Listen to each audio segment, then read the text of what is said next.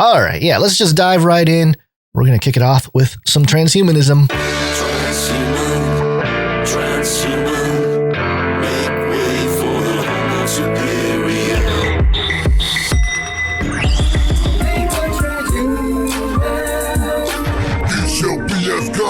Are you ready to become cyborg? About 10 years ago, maybe a little bit more, when we were launching all this stuff, Face Like the Sun blog and the YouTube channel, I did so because I was trying to bring up the topic of transhumanism with fellow churchgoers, friends, family. Nobody seemed to know what I was talking about.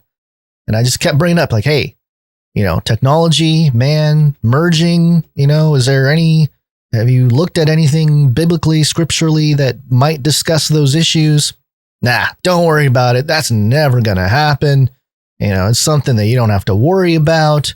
Just skip that last part of the Bible there. It's all crazy talk, John the Revelator and probably hallucinating on an island somewhere. That's the kind of vibe I was getting. So I wanted to present my case about how this topic of transhumanism is quickly approaching society and how the Word of God actually does have a good explanation for the ultimate end or the ultimate outcome of these developments. So, of course, I can't have that conversation anymore. Actually, no, I can. But the content that myself and Basil through Canary Cry and many others, not just us, there's many others who have documented these topics throughout the last decade, we've, of course, been pretty well suppressed, silenced, if you will. And so it's interesting to me now when the topic comes up in conversation through the likes of Tucker Carlson. So I have a couple clips here from Tucker Carlson, the show, obviously he's on Fox, and he was reporting on a guy named John Fetterman. I don't know that we've specifically talked about John Fetterman, but you'll get an idea of his whole deal in this first clip here from Tucker Carlson. John Fetterman is a trust fund kid. He took money from his parents deep into middle age when he decided finally what he would like to do with the rest of his life, which is to be the U.S. Senator from Pennsylvania. The problem is fate intervened and he can now no longer speak. He had a bad stroke and we feel bad about that. Everyone does. But because of that stroke, Fetterman now needs electronic assistance in order to communicate with other people. He can't talk on his own. It's not a right-wing conspiracy theory. It's not QAnon. QAnon. It's real. In fact, it's so real, his campaign concedes that it's real. That it's true. Fetterman uses a software program to understand the words of those around him and to formulate his responses to those words. In other words, to talk. Now, to be perfectly clear, this software is not a hearing aid. Fetterman doesn't need a hearing aid because he isn't deaf. He's not hearing impaired.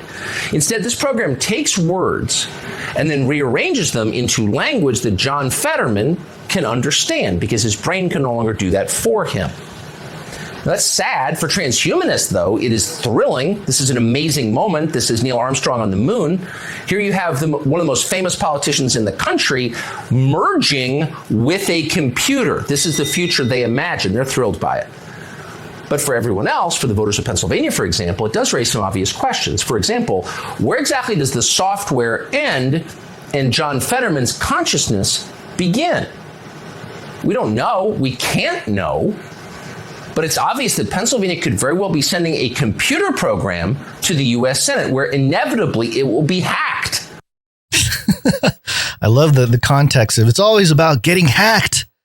It's not really, don't worry about the implications eschatologically. It's about, wow, we're going to get hacked. Russia is going to hack John Fetterman. So, yeah, this is interesting. So this guy, John Fetterman, wanted to become a politician, trust fund baby, as Tucker Carlson was reporting there. And he had a stroke. He lost the ability to understand and formulate words, I guess. And so he is plugged into this software that allows him to read what somebody says in, I guess the way he understands words, but then also formulate his thoughts. And it was really interesting because, and Tucker Carlson even brought it up during his interview. or his report here, not his interview, but his report, he basically said, hey, we're just trusting that there's not anybody in the back room, typing out what John Fetterman should say. And certainly, yeah, that's part of the concern. We don't know for sure. This might be a big game of Wizard of Oz, for all we know out here. But also, it became the conversation of the woke left progressive. They were the ones saying, hey, don't question his abilities. Would you judge someone who is deaf because, his ability to govern because he's deaf? And it sort of works right into that formula that we've seen being established for the last 15, 20 years, this hyper progressivism, this left wokeism, whatever you want to call it, that just creates victimization. And so, you're a victim of something. Therefore, hey, go ahead, do the thing you want to do. Doesn't matter if you're good at it, bad at it. It doesn't matter if there are societal or national or worldwide consequences. It's about, your opportunity. Just, let him do it. And so, all the criticisms, the logical sort of criticisms that would come out of something like this were there. And I found it even more interesting that Tucker Carlson on Fox News would quote or play in a sit-down interview that aired on NBC News. Fox, NBC, direct competitors, but when it comes to cybernetic politicians, they can play each other's clips and talk about it. And, Tucker even acknowledges they're a rival, but I wanted to play the clip because, a rival being NBC, but wanted to play the clip because he wanted to show the interviewer here talking about how before the interview, they couldn't really have a clear conversation. It didn't seem like John Fetterman understood the small talk. It wasn't until the interview started and the computer program in front of him that he was able to have a coherent conversation. And that's beyond just his disability and the computer software helping him organize his thoughts and speak and all that kind of stuff. Aren't we just as a society moving in that direction where nobody wants to have a conversation unless they have Google ready, hey, Goog that fact or whatever, look it up. We're at a point where it's not weird or crazy to almost desire any kind of fruitful conversation to take place with the access of the largest database in the world, the worldwide brain information highway. So I found it interesting. So this is actually the clip from the NBC interview with John Fetterman that Tucker clipped out, and I'm clipping it here. I know it's all meta. It's all many layers to this whole thing, but I wanted to play it just so you get an idea of the interviewer, and the way, of course, this is all edited. So, who knows how long it took Fetterman to respond. And the other thing I found interesting on the Fox News report on the chyron at the bottom, it doesn't say Fetterman. It says Fetterneck.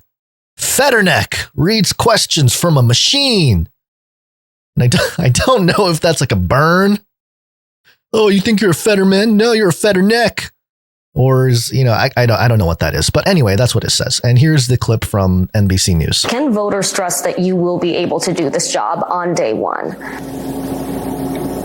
Yeah, of course. So you say you're on the road to full recovery, but right now, voters really have to take your word for it. We've asked for your medical records. We've asked to have a conversation with someone from your medical team, to interview your physician. You've declined those requests. Why? Well, I feel like we have been very transparent in a lot of different ways. When our doctor has already given a letter saying that I'm able to serve and to be running. I mean, respectfully, that letter from your physician, that was 6 months ago. Don't voters deserve to know your status now? Being in front of thousands and thousands of people and having interviews and getting around all across Pennsylvania, that gives everybody and the voters decide, if they think that it's really the issue. Yeah, as long as you can get in front of everybody, thousands of people, and speak your mind, as long as you're hooked up to this computer machine thing. Yeah, people should be able to decide on their own. And man, I see a story like this the streaming of the topic of transhumanism to this degree where it's going into politics. And it just makes me think like, wow, number one, the desensitization of society, especially American culture, has worked. All the sci-fi, you couldn't really do this. Well, you probably could, but just less. It'd be a bigger deal pre-Trump. Like post-Trump, think about this. A Trump story about Q or January 666 or whatever, that's more tantalizing to people than the guy who's like literally merging with a machine to try to run for a place in politics.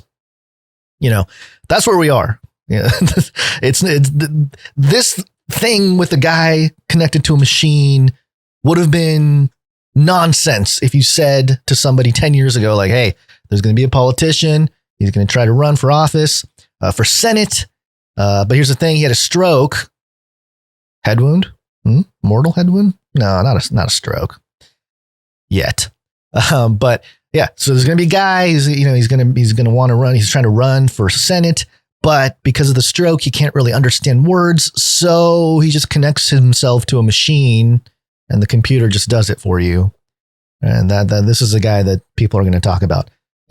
People would have looked at you like you had three heads. And I'm sure many of you listening had that experience. So, again, it's just one of those things where we can humbly say, Called it.